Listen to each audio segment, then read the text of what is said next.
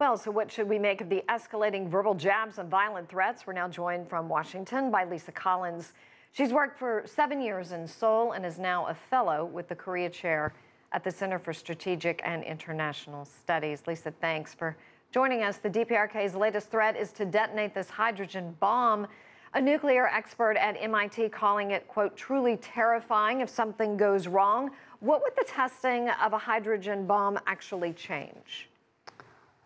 So first of all, we would have to think about the method in which they would test such a bomb, and it would depend a lot on that.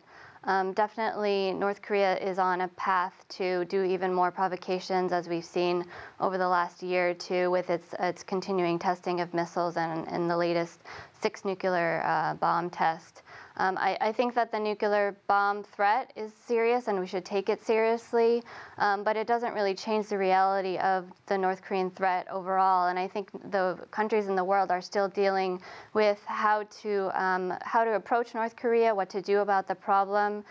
Do we keep on putting on more pressure through economic sanctions, through diplomacy, or do we turn to negotiations with North Korea to try and get them to return to the negotiating table in which they would ultimately start talking about denuclearization?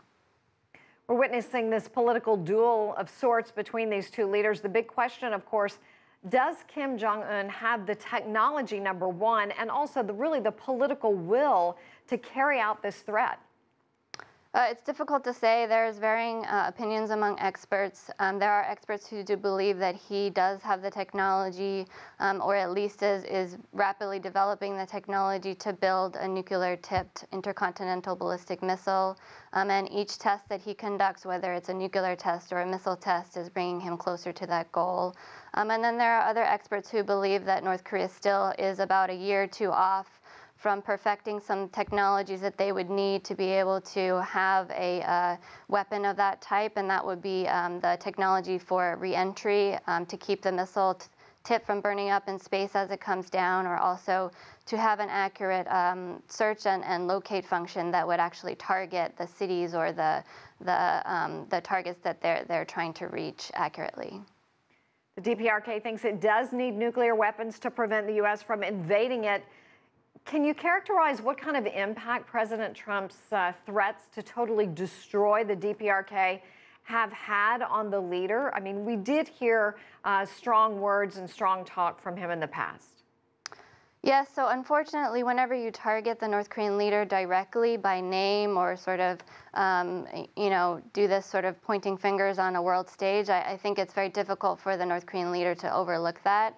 When it's a more general statement, he doesn't respond. He wouldn't respond directly. But as we saw yesterday from the statement and even the pictures released by North Korean state media, the North Korean leader is taking this very seriously, and he's obviously responding in a way that he believes is fit because he feels it's a personal attack or affront to his authority and his leadership in the country.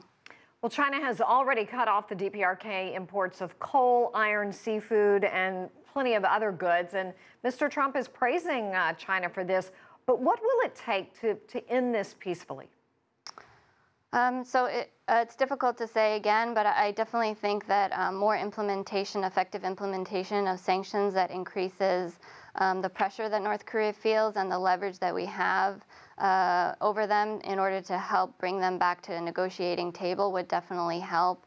I think working with our allies, South Korea and Japan, on greater defense systems, missile defense systems, and also greater diplomacy is one way to also try and build pressure and try and get North Korea to see that its actions have a serious cost and that eventually it won't actually bring them to the goal that they're trying to reach.